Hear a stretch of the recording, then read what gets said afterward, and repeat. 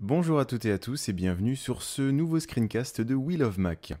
Aujourd'hui, une petite astuce qui ne paye pas de mine et qui peut servir à beaucoup d'entre vous, c'est comment protéger un dossier que vous avez dans votre disque dur.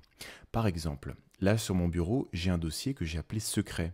Et à l'intérieur, j'ai un fichier, que ça peut être n'importe quoi, hein, vous pouvez remplir de photos, de vidéos, de fichiers texte, peu importe, j'ai un fichier top secret.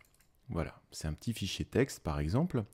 Eh bien ce dossier, j'ai envie qu'il ne soit pas accessible, mais pas du tout, que ce soit moi, que ce soit quelqu'un d'autre, peu importe, il faut que son accès soit protégé.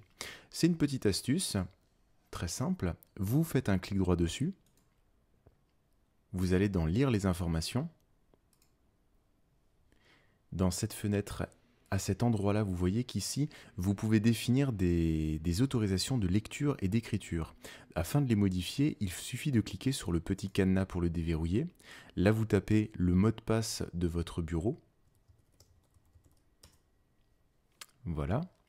Et il suffit de mettre un accès interdit ou, quand ce n'est pas disponible, écriture seulement en boîte de dépôt pour toutes les personnes qui sont dans la liste. Il suffit de refermer le cadenas. Et voilà, votre dossier n'est plus accessible par qui que ce soit, même par vous-même.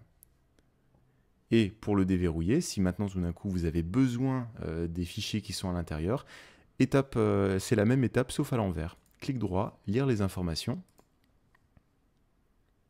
Vous redéverrouillez le cadenas à l'aide du mot de passe de votre bureau et vous redonnez un accès en lecture-écriture pour vous-même, en lecture seulement pour le staff et pour tout le monde, vous pouvez mettre soit boîte de dépôt, soit lecture seulement.